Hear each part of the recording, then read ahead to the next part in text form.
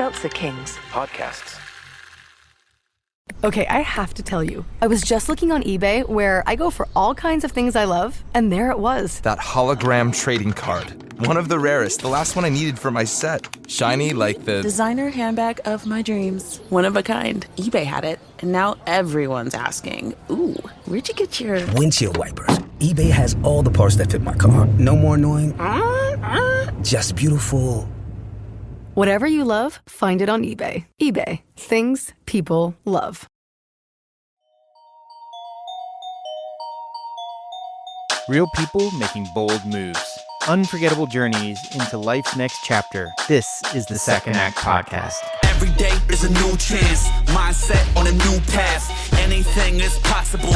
Any limit I surpass. Everything is in my grasp. I got tunnel vision with a pickaxe. Life is more fun when you live like there's no strings attached. Welcome back to the Second Act. How you doing, John? I'm doing great. I am excited about this episode today because of a lot of reasons, but before we started recording, as we dug into Australia and the nuances that I've experienced, it's just a great place and a product of so many great things. And I think our guest is going to be no different, but I'm doing well. Got the first snow on the ground out here in Colorado Springs. So that changes things a little bit. You got to start watching out for the drivers all around and add in those little extra minutes of time getting everywhere. But how about yourself? How was your weekend? Fantastic. I always get to meet so many interesting people nowadays that I normally wouldn't cross paths with, and everyone's got a story to tell. Some people have a little bit more trouble than others telling their own story, which I find fascinating. We tell ourselves a lot of stories, but when it comes to telling others our story, it becomes a little more difficult. So that's been interesting to learn. But I don't think our guest today is going to have any trouble there. I'm excited to introduce her. Emma Doyle is joining us on the show today. Emma is known as Coach M. She's a highly skilled energy coach with a mission to help others unlock their potential and achieve exceptional results. Transitioning from her role as an international high-performance tennis coach to corporate coaching, Emma brings a unique perspective, guiding managers and teams to harness their energy, spark curiosity, and perform at their best under pressure. As a former D1 college tennis player and world team coach for Australia on 20 different occasions, Emma's elite sports background deeply enriches her coaching approach. Certified by the International Coach Federation and trained in neuro-linguistic programming and emotional intelligence, that's a big word. Emma offers clients a holistic experience that addresses both personal and professional growth. She's a sought-after keynote speaker, Amazon best-selling author of What Makes You a Great Coach, and host of her own podcast called The Coaching Podcast, where she interviews top experts from the worlds of sports and business to share invaluable insights on coaching and leadership. She also has a TEDx talk called Unleashing Female Potential, where she shares her core belief in the power of curiosity over judgment, inspiring her audiences to think differently. When she's not doing all this, Emma pursues her passions for golf, wine tasting, tennis, of course, pickleball, and splitting her time between Denver, Colorado, and Melbourne, Australia. Welcome to the show, Emma. Oh, wow. Thank you so much. I appreciate that. It's always, as you said, listening to the bio, you get a bit embarrassed and then you go, nah, just own it. Why not?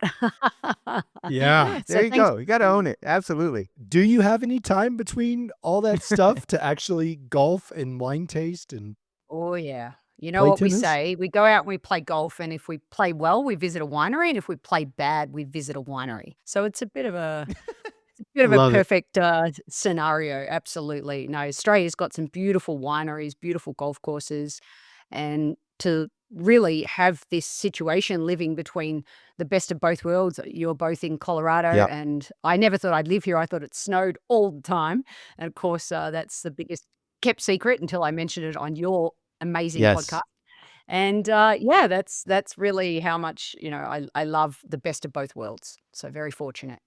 Emma, we like to get into our shows and we do it fairly abruptly, but we start by saying, hey, tell us who you are. Tell us how you got your start and what made you who you are today that our audience gets to experience.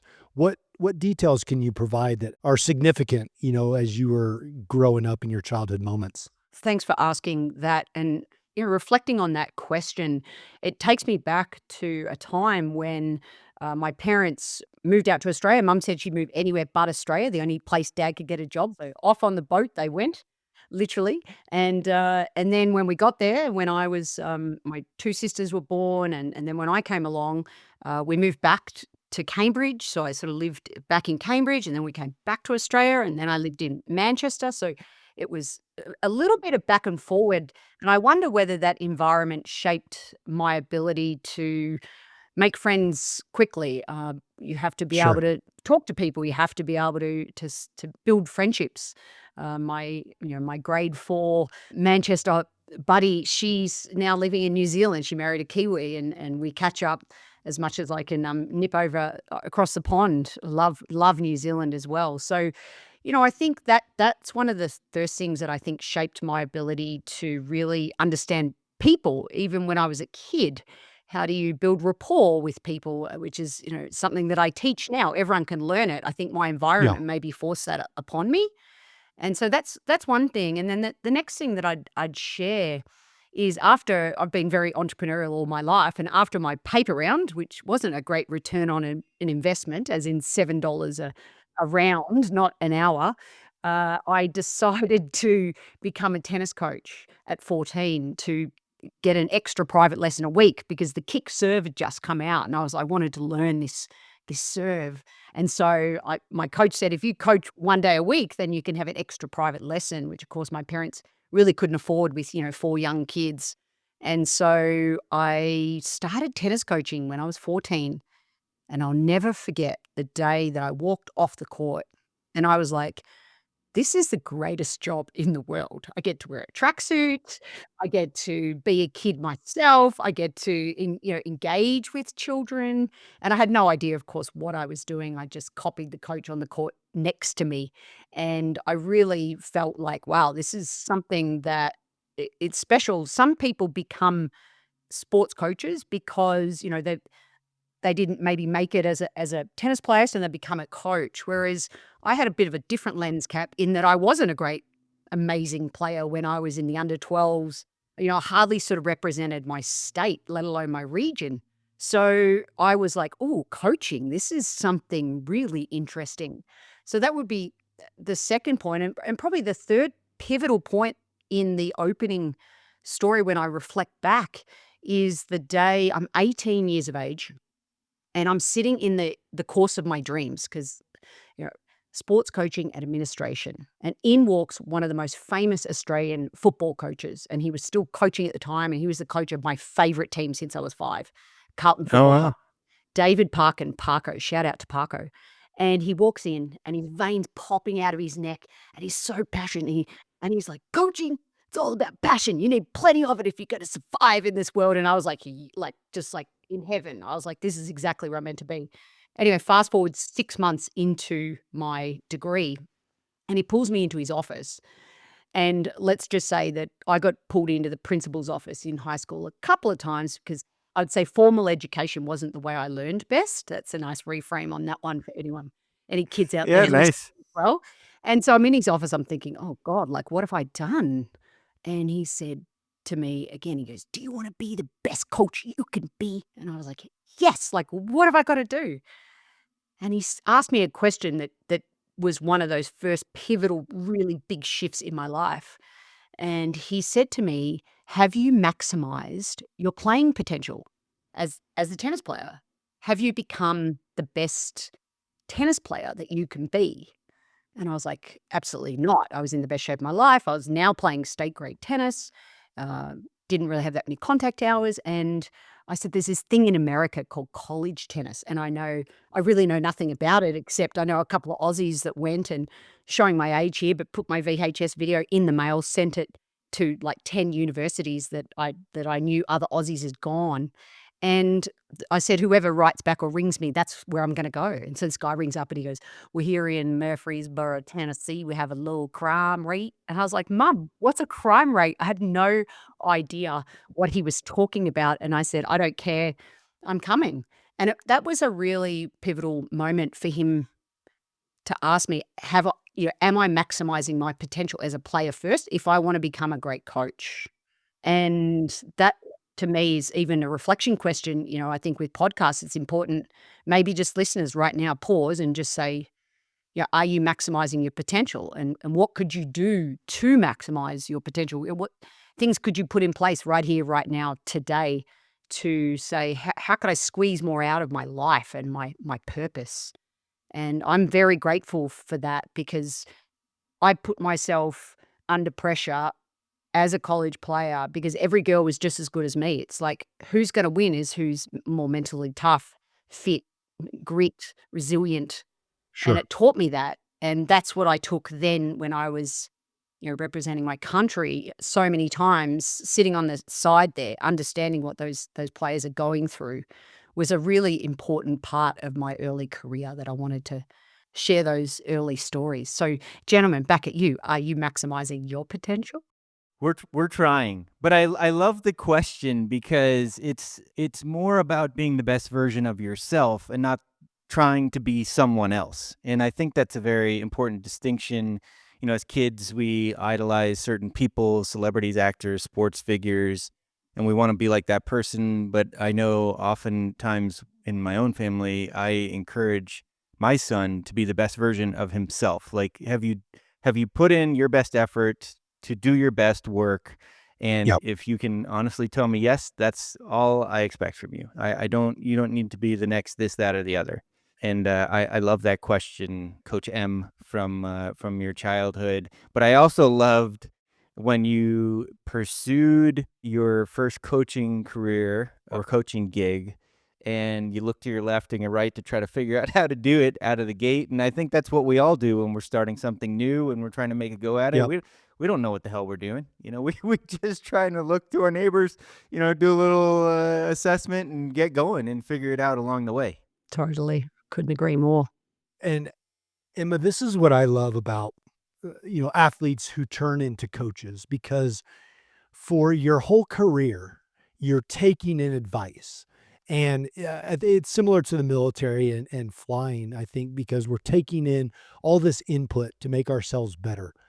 But we're also some of our own worst critics because we do it so often and we're around so many other professionals that we know our strengths and our weaknesses intimately.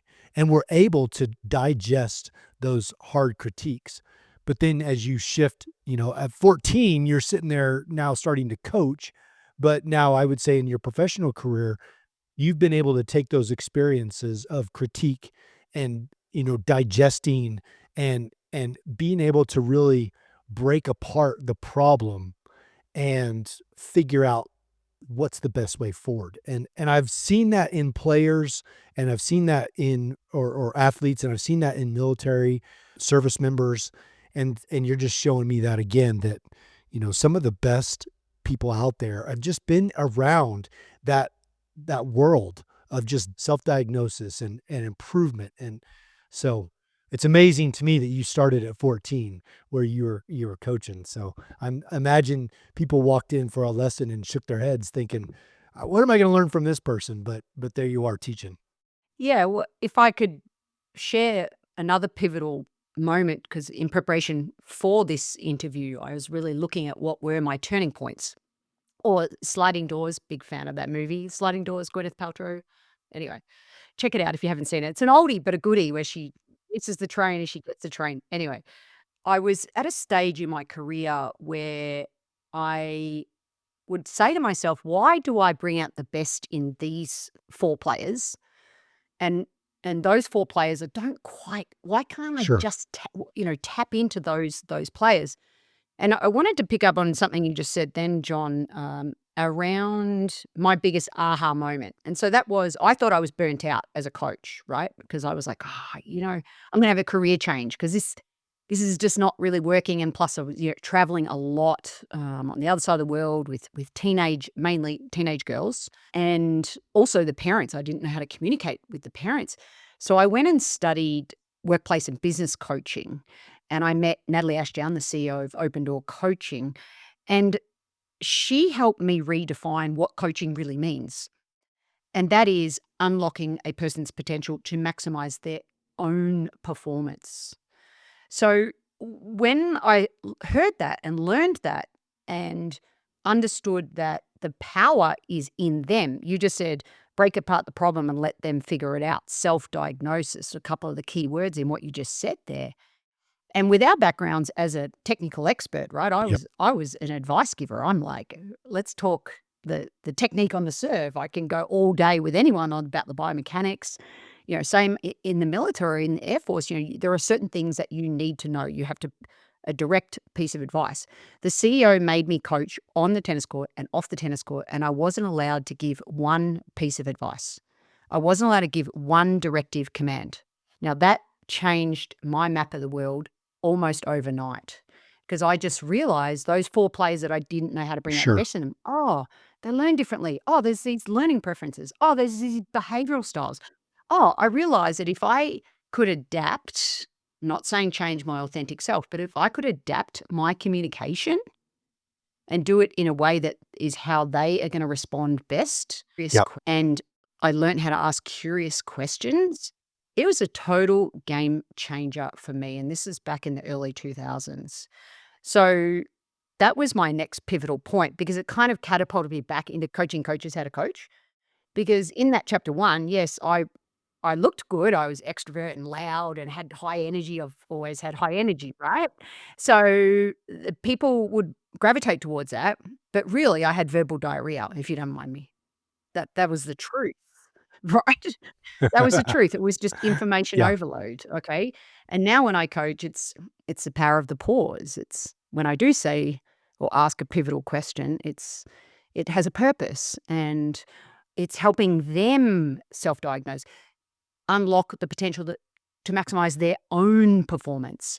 And that was another massive pivotal moment in my life that's led me to who I am today, my vocation, the way I show up, everything from catching an Uber. And I'm one of those people, yep, when I get out of the Uber, I pretty much know most things about that person. I came home Saturday night from North Carolina, and the guy's like, no one's ever asked me that before. Gee, that's a really great question. I've never asked my parents why they moved from West Africa to North Carolina. I don't know the answer why my parents moved to North Carolina. It was, I'm not reinventing the wheel by any stretch of the imagination. It's just a great way to practice your curious questions for anyone who's interested in exploring this way of coaching. Absolutely. I mean, the power of curiosity. We have 2 ears and 1 mouth, and when you think about the questions that you ask, how you ask them, it leads to a lot more interesting conversations and sort of key learnings from each other, rather than just sort of spitting out a bunch of stuff all the time and not giving the other side. It's not just personalities, but just the way people process information. I know myself, as I process information as sort of an introverted person, which is ironic since I'm doing a podcast with John. But the way that I process information is different. And so the communication and how we interact with another is unique to each of us. And, as you're talking, Emma, I really appreciate you having to go back and analyze how you started coaching and the way you went about it. Because one of those breakthrough moments for me was when somebody encouraged me to instruct another pilot on how to fly, how to hover, how to do these things within the aircraft without taking the controls. Because I would give the controls up and say, okay, now you do this. And as soon as they started to slip or make the slightest wrong input, I would immediately take the controls and say, no, do it like this. Well, somebody saw that and said, hey, next time, I know it's time critical, but you need to use your words to correct them instead of taking the controls completely from them and doing it yourself. And again, eye-opening instruction, and it changed the way I spoke. And in time critical moments, it made me realize that words mean things, and you have to be very succinct in what you say in those moments to make sure the right response is adhered to. And so it's amazing. Again, I'm going back to athletes who become coaches, and you shift the way you instruct, but it's natural because you've been around instruction for so long. So that's pretty amazing. Yeah, I think it's interesting from a feedback perspective as well. So many times these days, if the boss says they want to see you in their office, everyone goes, "Uh-oh." Or, we have this feeling in our stomach Yeah. that, what have I done wrong? I think uh, that's one thing that everyone can maybe learn from the athletic world is that we are used to continuous feedback. Whether, again, if I had a drama teacher on my podcast, on the stage, there's continuous feedback. Same in your backgrounds, there's continuous feedback. It's the way that you deliver the feedback that is hypercritical. And one thing that may be a practical tool that your listeners may reflect on is the power of a why question. So if something's gone wrong and you're debriefing and you say, "Why did you do that?" People will give you a long list of blame others, justify their behavior, be quite negative, and add more problems to the situation, all because you just said, "Why did you do that?" If instead it's important to say, okay, you could ask a reality question around what happened, and then move very quickly, if you can, into future-based questions. What would you do differently next time? How could you come at this problem from a different angle?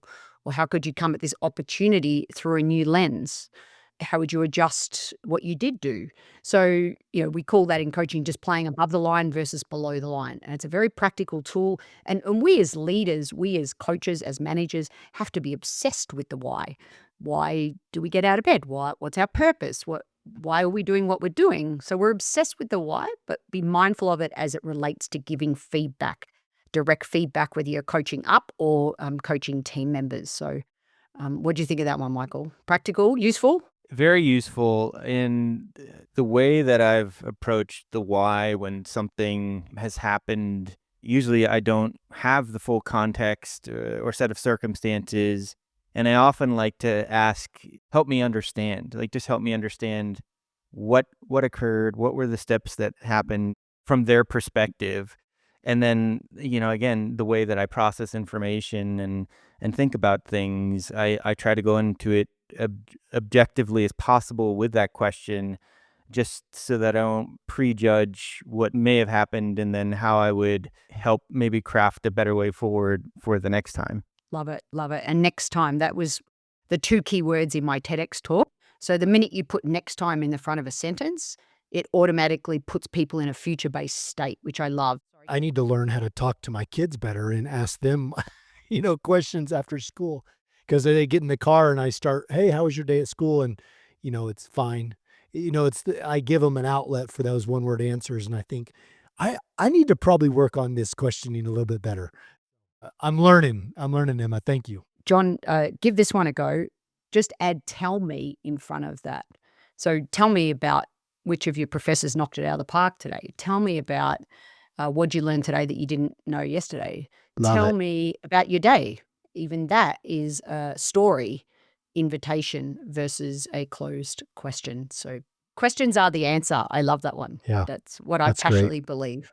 And John, you talked earlier about what words matter, and it's funny. I was standing waiting to pick up my son one day, and somebody else was picking up another child. We were just chit-chatting for a second, and I was telling her it was difficult to get information about the day out of my son when after school. And there's a couple of things that I learned. One, they may be just exhausted and don't want to talk about anything for like half an hour. They just want to that's their decompression time, the ride home. But two, it's the phrasing of the question like we've been talking about. Instead of saying like, "What'd you do today?" or "What happened today?" or "Tell me more," it could also be like, "What excited you today?" or "What did you find really interesting today?" And they're maybe more inclined, at least at a child level, to talk about those things than sort of like I spent time studying history or studying mathematics or whatever. And it may be an answer about recess or something with some of their buddies, but at least you're starting to get some Yep. information out of them. Yeah. In the sporting context, they used to call the car ride home the prison cell, of course, because parents got the opportunity to allow the child couldn't go anywhere. So, and they'd say, "How do you think you played?" And the minute the child would answer, one thing, the parent is off and running. So Ash Barty was one of Australia's best tennis players. I got a chance to interview her dad, and he said that he would never bring up about the match in the car unless she brought it up first. So again, Okay. like you said, just giving her time, and then also then asking at least 5 curious questions first before jumping in and offering opinions and statements.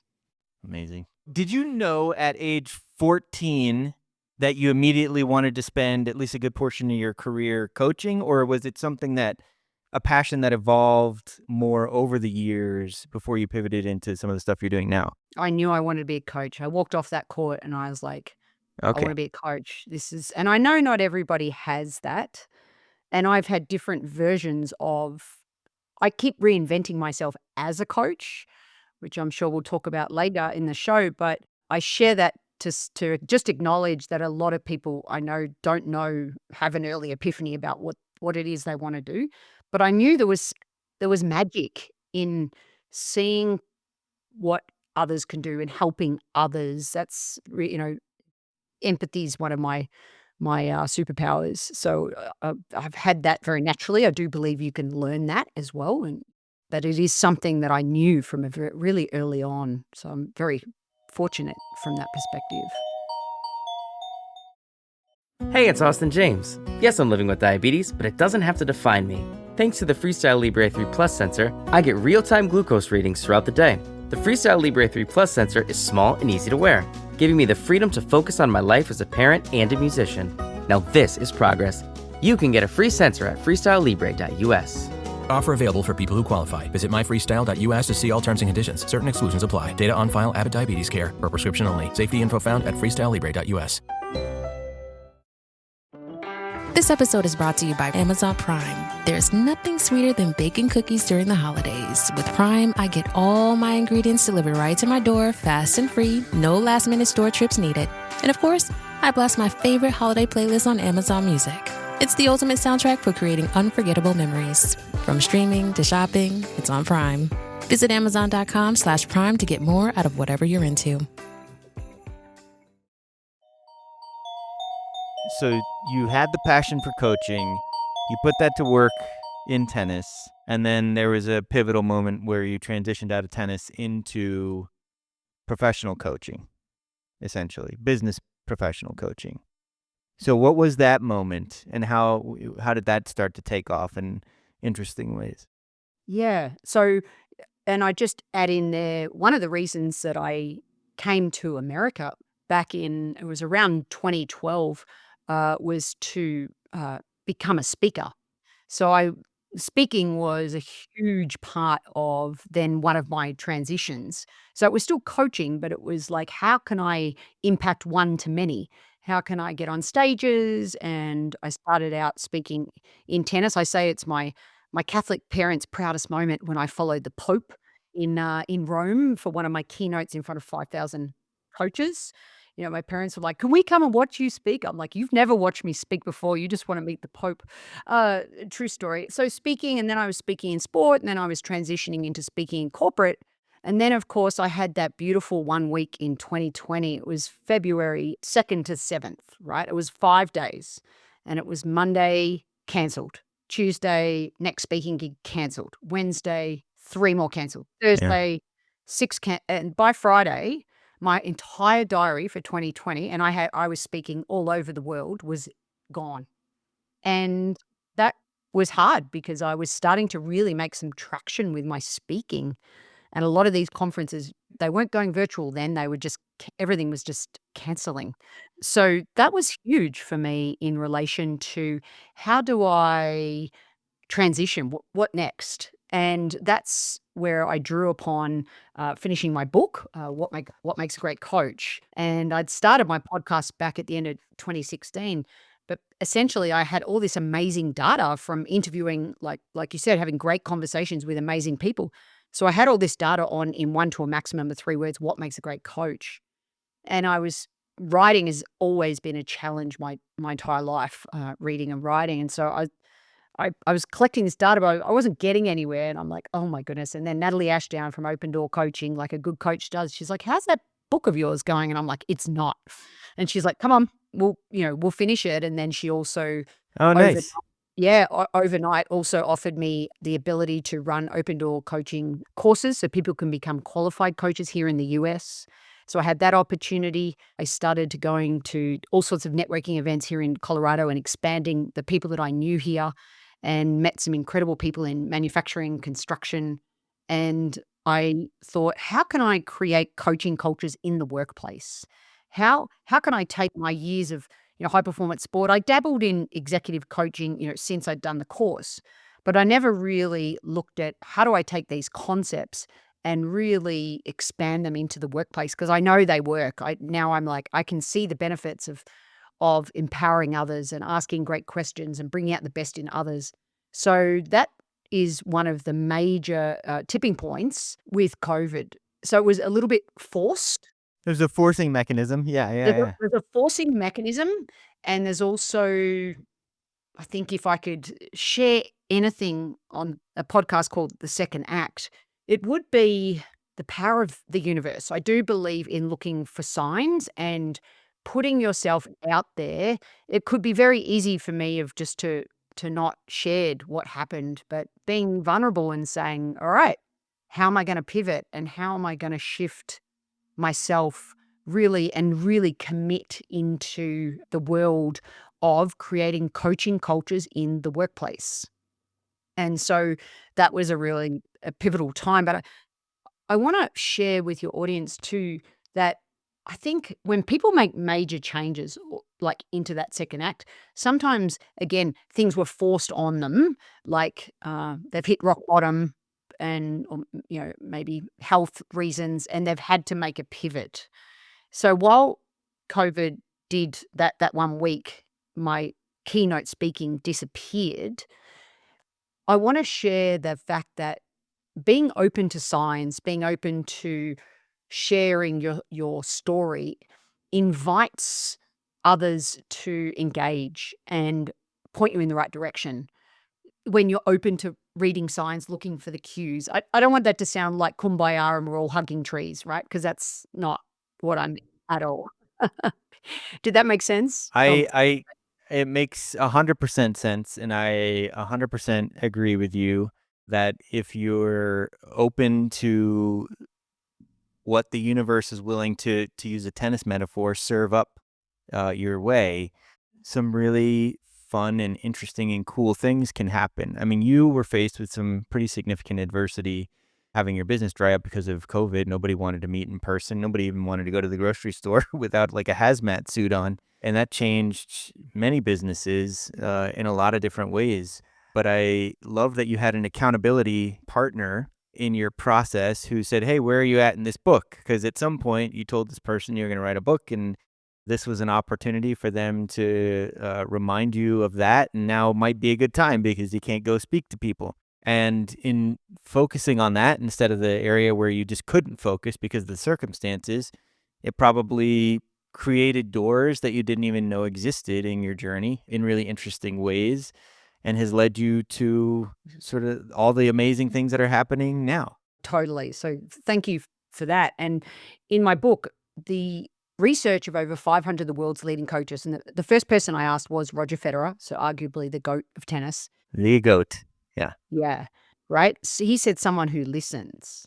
And I was like, whoa, there's something in this, because I just wasn't expecting that answer. I don't know what I was expecting, but when I heard that, I had all this amazing data and I put it into the top 10 practices. So things like empathy, passion, resilience, curiosity, decision-making, listening, just to name a few, are in the top 10 practices. And you know what the most ironical thing right now is? That is what I do for companies. So when I do a needs analysis, they say, okay, we're having trouble communicate. Well, practice 9 in the book is communication. So I take all the tools from that and go in and help create those coaching cultures in the workplace. So it's not rocket science sometimes, like these practices. It's not like you've never heard of those before, but it's how do you do it through a coaching lens cap? It's not just here's how you communicate better. It's how do you communicate in a way that brings out the best in others. And so I'm very grateful, as you said, for that opportunity, for that pivot, yet another sliding doors moment in my life, because with the second act and listening to some of, your amazing previous guests, I pinch myself because, as I said at the start, I feel like I'm just an ordinary person living an extraordinary life. And I've had lots of sliding door moments, uh, but nothing, that's really been like, I have to make the change. So I want to implore people listening to explore and discover what's really going on for you. And is it time to be more open to a pivot or a sliding door opportunity? And like you said, sometimes the pivots are forced on us, and other times they're by choice. Yeah. But rather than sort of reacting against it, be more curious about where it may lead Yeah. you. Because good things lead to bad and bad things lead to good, and you just never know where things will take you. So I love that it gave you that opportunity. I'm going to write that book and talk to such incredible people through that process, and lead you to your TED Talk and all the other amazing endeavors that you've been involved in. It's just a powerful reminder that anything is possible, really. As cliche as that may sound, it is how I live my life. And the other point that is really important to me is that talent is not nearly as important as execution. So what I've learned in my life is, and let me actually just share that when I represented my country, I only ever met 3 girls where I said, "You have to step up and win for Australia today. Yeah, I need you to win this match and focus on the outcome, purely on the outcome." That's 3 girls, like, that's kind of one every 8 years, seriously.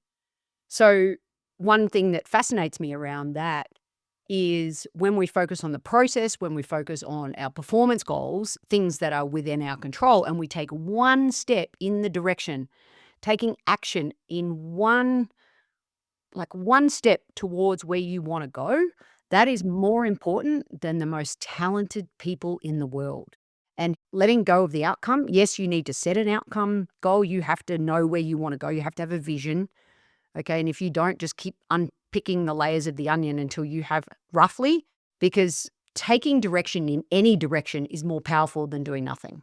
Absolutely. It's great. And have an emphasis on energy when it comes to your coaching. And there's a famous phrase, where the focus goes, the energy flows. So talk to us a little bit about where energy comes into all of this. And you are a high energy person. We've talked to someone previously in the podcast who talked about monitoring or watching your energy levels throughout the day, which I found fascinating to do, like an energy audit in your day to see like when you're at your best and when you're at your worst, depending on what it is that you're doing. But it's just this very interesting thing to me that I hadn't really thought about until that person brought it up, and now it being sort of a cornerstone of some of the work that you do. So I'd love to hear more about that as well. One of our gifts in life is to accumulate as much energy as we can and give back as much energy as we can. So I'm a passionate believer in that. The more energy we can accumulate, the more we can give out and give back for not wanting anything in return.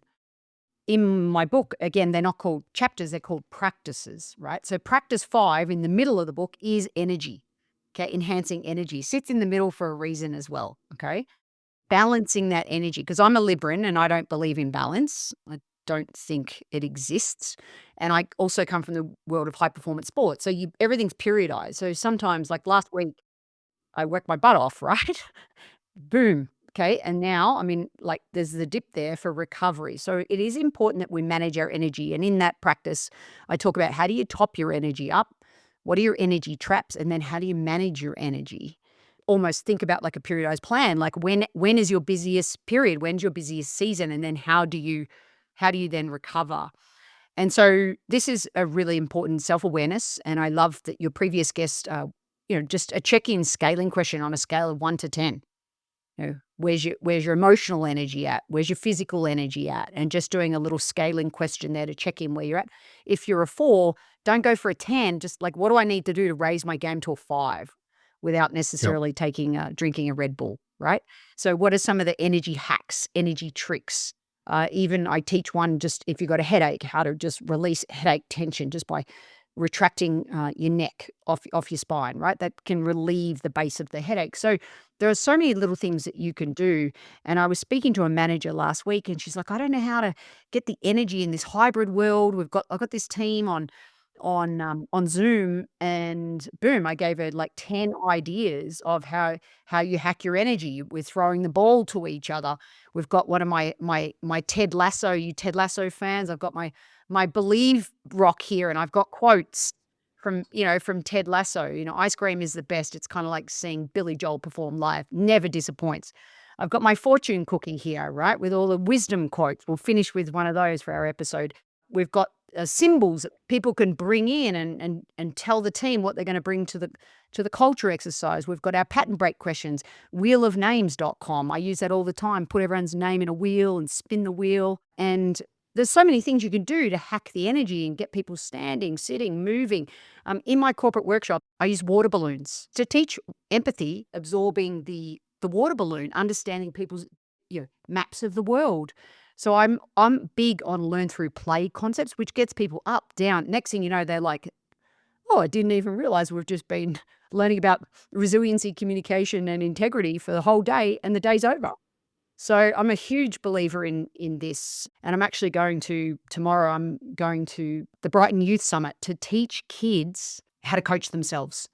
And I'm doing that with beanbags, Nice. fishing net rackets. That's one of my give back to teenagers. I still have that soft spot in my heart to empower kids. Went to Africa last month working with under-resourced kids and women of Kenya. Side note, Oh, but awesome. things to give back. That tops me up. That tops my energy up when I can contribute, which of course is the sixth human need. So super important. And I've totally lost your original question, but I got on a roll. No, it was all about energy and how it's a big piece of Huge. your coaching practice. And I mean, it probably stems from athletics and coaching starting at 14, but how physically engaging what you do through your coaching process with the words and what you're trying to help people understand about making other people better. So I love that aspect of what you shared. And I have to say, music is a big way Yeah. to tap into energy. And this is a great segue to shout out to 3 Second Chances. I know in our pre-show, Michael and I were talking about the band from Boston called 3 Second Chances. And honestly, they have this one song. Maybe we can put it in the show notes. I listen to that, and like before I'm doing a presentation or a workshop, and I play it in my workshops. But a cool story about their band is for people that did music when they were younger, and then maybe life got in the way, they had kids or the job, and now they're helping these people get back into music and give them a second chance and teaching them, some of the finer points of music. So shout out to them. Please check them out on YouTube. It's awesome.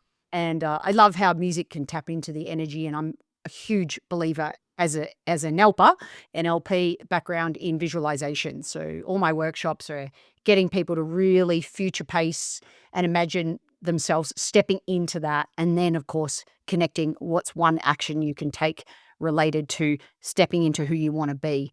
So I think that's something I just wanted to give them a shout out because it taps into energy.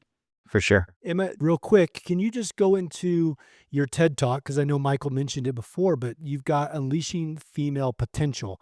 And I have a feeling that it has an energy component as well, listening to the last segment. But can you talk about that for just a second? Yeah, I talk about one of the opening stories is around when I coached at a women's prison.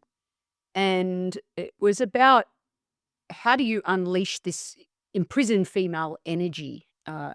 And the purpose of that is to help everybody unleash female potential by unlocking the potential that lives within them.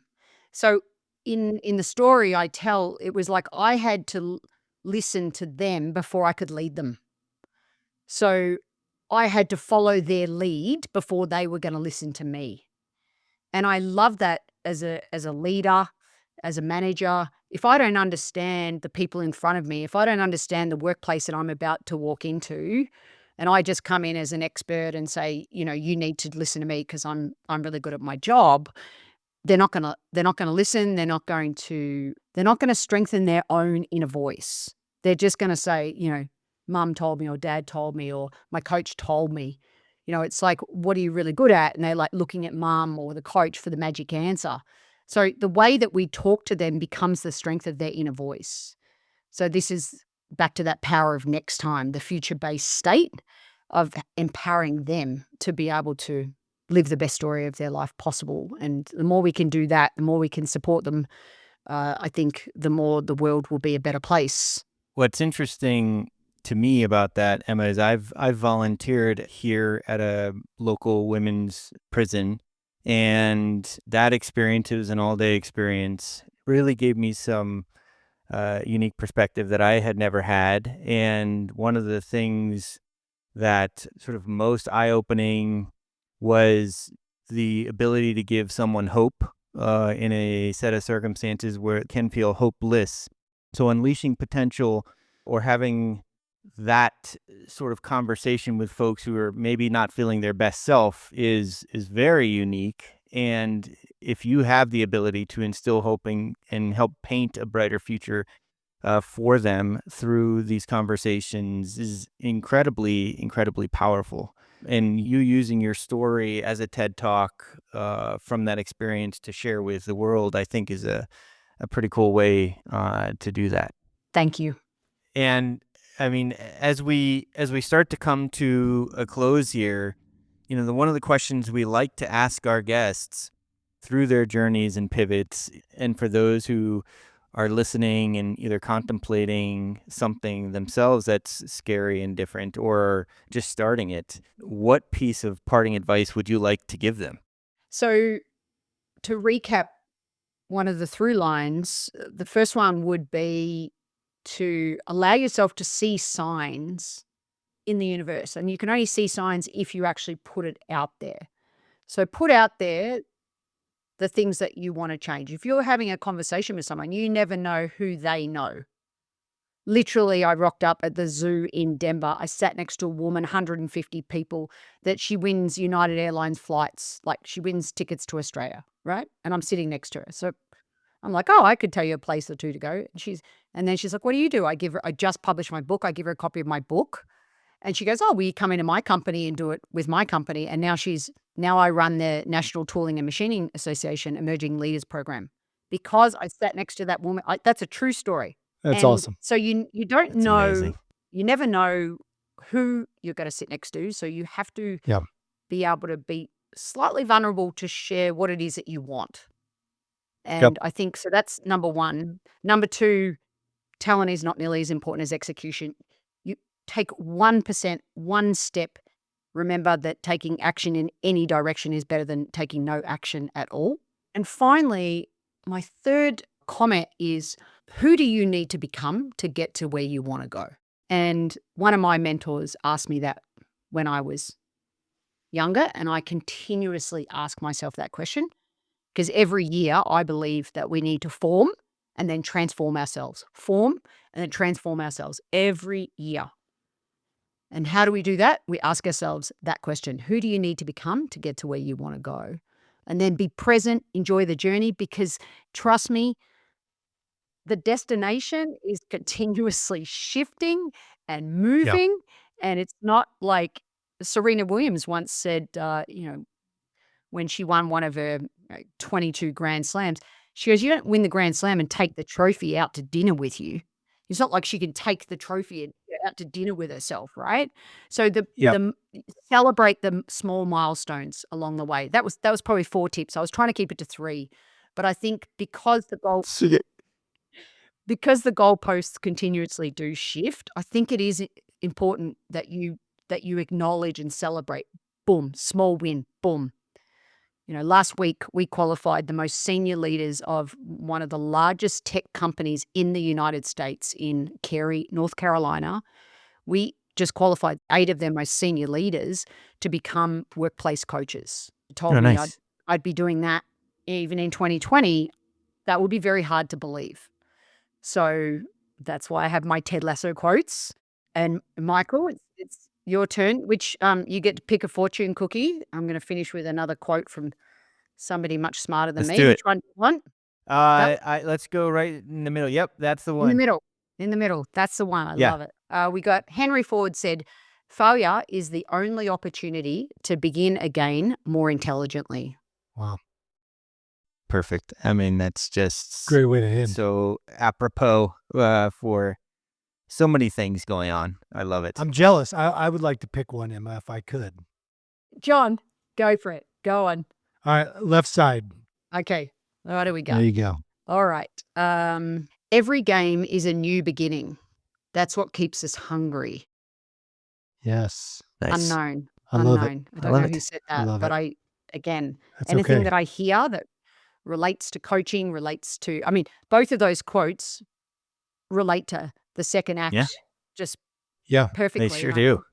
we get what we're meant to get. So that's an example. I didn't know which quotes you were going to get, right? Yes, they're all That's right. wisdom, but both of those, I think, relate perfectly and really do summarize this episode quite eloquently.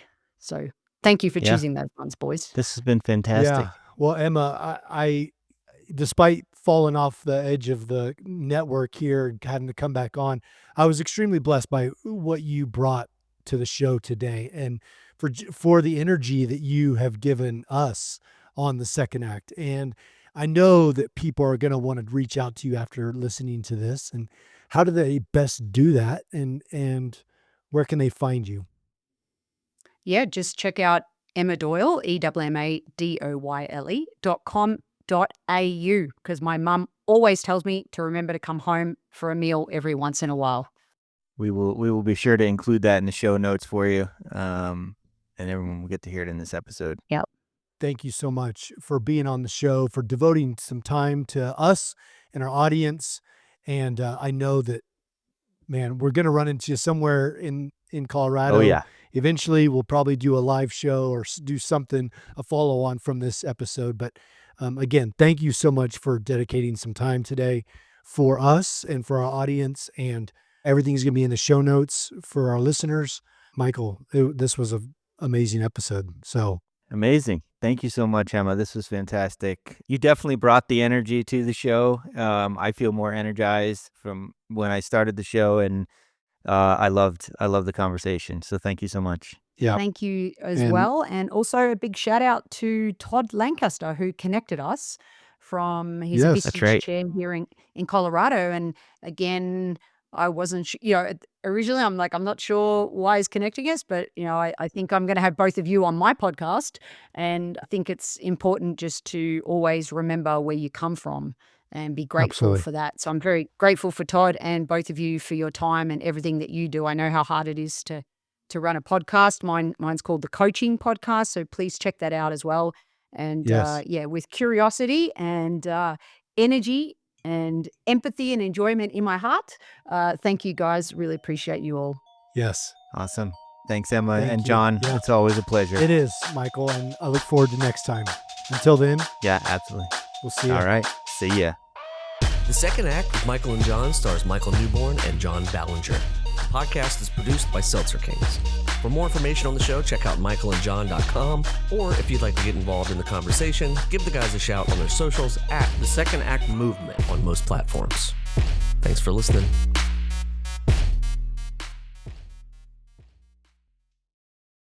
Seltzer Kings Podcasts.